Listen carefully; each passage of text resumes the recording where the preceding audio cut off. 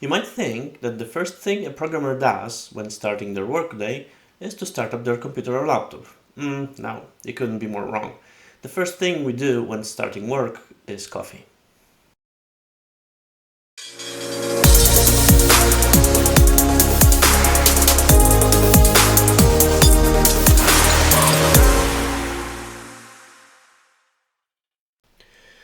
My name is Wojciech and you're watching Nonconformist. Among the plethora of definitions of software developer, there are a few that can't be found in any dictionary and yet, in some sense, describes this term much better than the others. First one says that a software developer is a person who, when faced with a task which can be solved manually in 3 minutes, will spend 3 days to write a piece of software which will do it in 3 seconds. I can definitely sign my name under this one. The second just says briefly that the software developer is not a job description, but a diagnosis. Yeah, there's definitely something to it. And then finally, the third one defines software developer as an entity who spends its existence on converting caffeine into source code. It is said that the main reasons of riots in the society are unjust treatment by the government, poor living conditions, conflict between ethnic groups, and breakage of last working coffee machine in a software development company. Personally, I never drank coffee. I hated coffee. Then after my studies, when I finally received master's degree in mathematics, I started working as a software developer. And it happened that one day I was having a really hard time working. Didn't sleep well, it was raining outside, definitely not the optimal conditions for solving complex analytical problems. A girl who was working as a software tester in our company looked at me and proposed that she will prepare coffee for me. I was kind of desperate, so I agreed. Fast forward to today, and just a couple of weeks ago I brought home a brand new coffee machine. I'm now working 100% remotely, so my home became my office, and there's just no way I will manage without a healthy dose of caffeine to begin my workday. Okay, jokes aside. In this episode, I will tell you a little bit more about software engineering, namely what kind of people works with software developers, how this development process looks like, and what kind of things software developers does, except obviously for writing the source code. Let's get started.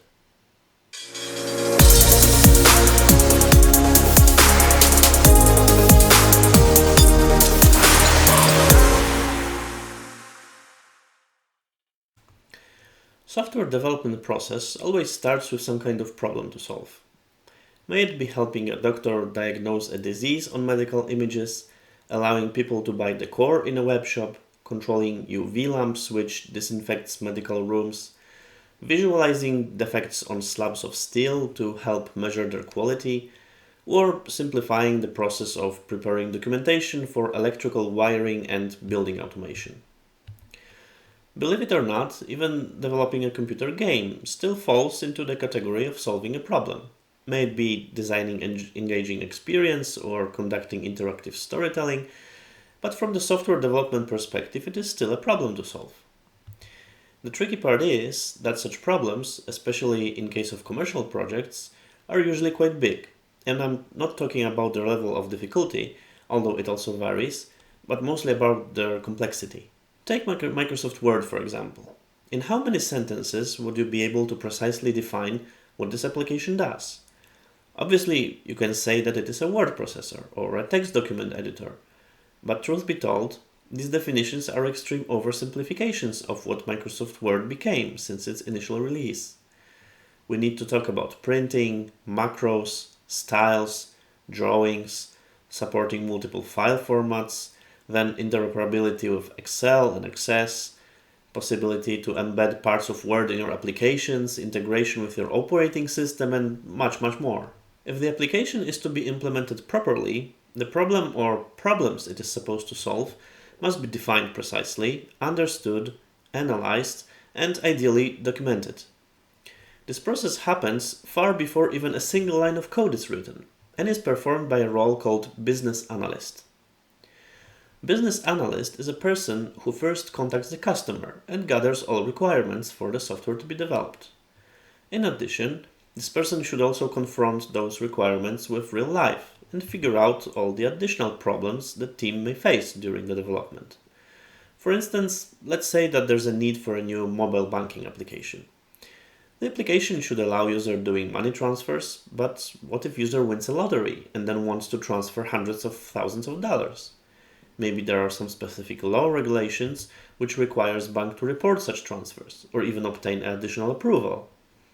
This is just an example, but in reality, sometimes dozens or even hundreds of problems arise that needs to be addressed. Understanding the problem usually also requires acquiring in-depth knowledge about the industry for which the project will be developed.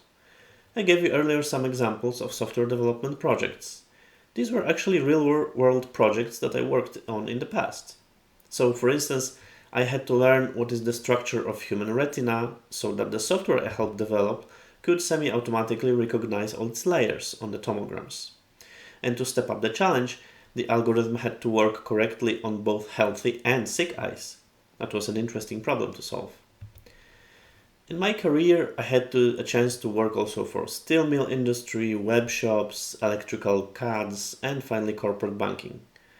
Software development is arguably the most interdisciplinary job you can pick, and personally I love it. I had a chance to learn so many new things, it never gets boring.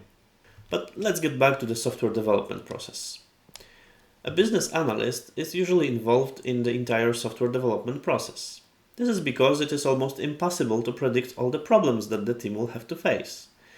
In the initial stages of software development, his work focuses mainly on preparing documentation containing the most detailed description of the application to be created. Later, he acts as a support for the team whenever a need arises. After gathering requirements, documentation is handed to people responsible for the planning phase. This phase does not yet involve any actual development. Based on the knowledge gathered by the business analyst, the team tries to draw conclusions and write down a rough plan of the development process. And so the architect thinks about the general technologies which will be used in the project, operating system, programming languages, databases, environments, and so on. UX and UI designers prepares a concept of user interface. Cybersecurity specialist thinks about safety of the software. IT specialist figures out the hardware infrastructure which will be needed for the project, and so on. Planning phase happens on a very high level, but it is still very important. That's because it allows to roughly assess the amount of resources needed for the project to be carried on, number of people involved, hardware and software purchases, the cost of maintenance, and so on. If the customer accepts the time estimate, the project enters the design phase. Now all the people sit down and begin to prepare detailed designs in their fields of expertise. The difference between the planning phase and the design phase can be expressed as the difference between the initial visualization created by the building architect and precise blueprints including measures and detailed bill of materials. So in the design phase, the architect starts thinking about database designs, class hierarchies, and project structure. UX designer prepares mockups of screens that the user will see. The UI designer selects colors, fonts, and shapes and then designs the graphical part of the application, and so on. When the design part is over, it is time for the development to start. Now software developers rolls up their sleeves, turns on the coffee machines, then their PCs or laptops, and starts writing source code. Most of the previous roles backs off, but a new one emerges, the project manager, or shortly a PM. This person is tasked with keeping track of progress of the project, reporting this progress to the customer, and generally acting as a lubricant in this metaphorical machine which consumes caffeine and produces source code. When the project is advanced enough, another role appears, quality assurance, also called sometimes testers. These people have actually a couple of responsibilities. Firstly, they check the application against documentation created in the planning and design phase to make sure that the software exactly meets the requirements. The second part is more fun, at least to them, and consists of torturing the software in a variety of ingenious ways to make sure that it will properly defend against such brutal treatment. Finally, they also write small programs called automated tests, which automates those before-mentioned tortures so that they can be repeated multiple times. The existence of QA department may be a surprise to many people. Why they are needed? After all, software developers must check the application by themselves. How else would they know that they have implemented what was asked of them? Are software developers really so lousy that someone has to constantly look over their shoulders? The truth is that software development is a very complicated task. Developers must constantly think about all moving parts in the project, confront them with requirements, solve small problems which surface during the development. Believe me, there are a lot of things that a developer must constantly keep in his mind. In such an environment, it is really easy to overlook a requirement or a border case. But that's not all. Testing the software is really a work of art. I am a software developer for around 30 years, and even with this amount of experience, I'm really a lousy tester. I sometimes ask my wife, who actually is a QA, to check up my own application, which I'm developing as a pet project. I show them to her when I'm quite certain they are almost finished. She enters the room, finds 5, 6, 7 bugs, and afterwards casually asks is that enough or should she continue testing. When the project nears finishing, its first usable versions are released. Usually it's an alpha version meant for internal tests by the team and the customer, a beta version which can be tested by broader audience, for instance users which are willing to do so, then release candidate versions, the last ones before the actual release, and finally the release version which the customer makes available for its intended audience. When the release version is ready, the project enters the second last stage, deployment. It means in short that the application reaches its final destination. This is a very broad term. It ranges from burning all the files on DVDs, packaging them in boxes and sending to shops, through installing the application on corporate servers and making available to the employees, or for instance configuring cloud environment and uploading the application there. Everything depends on application type and its target audience. And then the final stage of the project is maintenance. It generally means that the development team fixes errors spotted by the end users and potentially release some subsequent versions. Note that I was constantly using the term roles and not jobs. That's because it often happens that the same person fulfills multiple roles. During development phase, the business analysis may sometimes be done by testers or project manager. Also, the UX design is sometimes merged with graphics design. Everything depends on the budget of the project and capabilities of the team who carries it on. It sometimes gets even worse. If you think about it, there is only one role without which the project cannot be finished, and this role is, you guessed it, the software developer. So in the extreme cases, it happens that literally all the roles which I have listed earlier falls on the software developer. It is no joke. I took part in a commercial projects where I was literally the only team member except the customer. I had to do business analysis, plan and design the development, implement it, deploy and also test, though that usually didn't work really that well.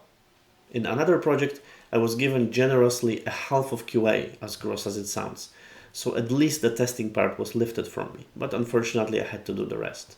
Such a merging of roles happens sometimes also in the less dramatic circumstances. For instance, when I develop my pet projects like Z or Dev Editor, I also have to fulfill all the roles. And even though it is unavoidable, it's also quite fun. After all, this is my hobby. If I scared you, then let me give you some words of encouragement. Even though described situations happens, they are generally quite rare and definitely won't happen to you before you reach a certain level of experience. However, being able to handle more responsibilities than only writing code is always seen as an upside during interviews and periodical work quality checkups. As a curiosity, I can tell you that there were some ideas to introduce additional roles, for instance a coder. The concept was to design the software to such an extent that the software developer, called at that time exactly the coder, would simply sit down and mindlessly rewrite all the documentation and diagrams to the source code. This idea failed miserably, and for multiple reasons. Firstly, writing software is a creative task. Stripping it from its creativity makes it extremely boring, and no software developer would want to do that. Secondly, in time it turned out that development of software projects is prone to constant changes. Sometimes someone figures out a corner case that no one else thought about, finds a hole in the concept which requires applying a different approach, the technology changes and the project must adapt, or even initial requirements can change, resulting in a need to rewrite part or, in extreme cases, even the whole project from scratch. If the documentation and designs were to change every time this happened, literally no software development project would be finished on time, or maybe even at all. So the concept of coder was dropped, and software developers are given a lot more autonomy. This puts on us additional pressure. We need to account for the changes and design the software in such a way that changing things is easy and requires minimum effort. But it's also what makes this job so interesting. Okay, now we know how the software development process is carried on. Let's then look at the details. How my day's work looks like.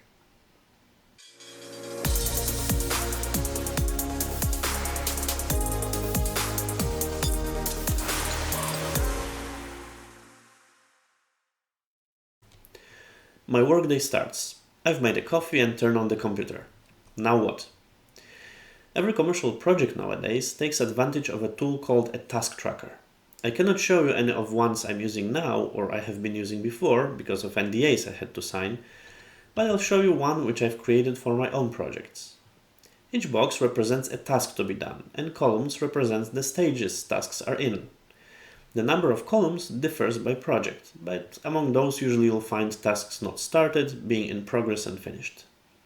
Sometimes tasks must be approved before the work starts. It also happens that tasks are being rejected because of various reasons, so the columns may be adjusted to match teams and projects' needs. The task tracker gives me a glimpse over what do I need to do today. It's a good practice to make the tasks as granular as possible so that they can be finished in a sane amount of time, say a couple of hours up to a couple of days. So if there is nothing extraordinary happening, I just pick a task from the tracker and start working on it. Sometimes, however, we have more things to do. The tasks make their way into the board during planning sessions. Developers are invited into meetings during which they break down business tasks into development tasks. For instance, a business task may say, when user presses the save icon, a document needs to be saved to the disk. This task gets converted by developers into design user interface so that user is able to press the save button. Then connect the user interface with a method which will execute saving. Afterwards, create a persistence service responsible for saving and loading documents from a medium. Register the service in a dependency container, and so on and so forth. If creation of the software is time-bound, developers also take part in estimation sessions. Those are either merged with planning sessions or happen after those, because the team needs to have all the technical tasks available. Software developers are then asked how much time or effort will it take to implement these tasks. This gives the project manager a glimpse over the time frame needed for implementation. Personally, I hate estimation sessions. They are so boring. But at the same time, without them, it is really hard to present the customer with some believable time period required to finish his project, which is usually crucial for the business the customer is undertaking. For instance, if you know that your competition is actively working on a product, you definitely need to know how much time will it take to implement software for yours. Apart from writing the code, we are very often asked for help from various departments. QAs asks us how to test specific parts of the software and informs us about problems before they are logged into task trackers. Business analysts may ask us if it is possible to implement some additional functionality in the project. Project manager keeps track of the progress to ensure that project will finish on time. HR departments often ask us for job interviews so that we can assess how experienced the candidates are. And so on, we have to use our soft skills a lot more often than one might think. And that's it. Now you know how does the software developer's job look like. I hope that this short series clarified a lot of misconceptions surrounding my profession. Also, if you think about becoming a software developer, now you should roughly know what you are getting yourself into. If you have any questions or would like me to clarify some topics to the greater extent, leave comments under this video. I will then create a QA session and try to respond to your inquiries. My name is Wojciech, and this was Nonconformist.